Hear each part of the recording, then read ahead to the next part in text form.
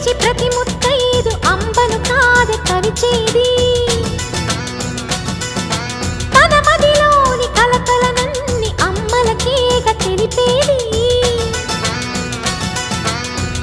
నెలతలే లేకుంటే దేవుడికి నెలవేది భక్తులే రాకుంటే గుడికి ఇక వెలుగేది దయతోటి కుంకుమ పూలు అక్షింతలు మనమంతా ఇవ్వాలి తన తాళి నిలపాలి తాళి కాచి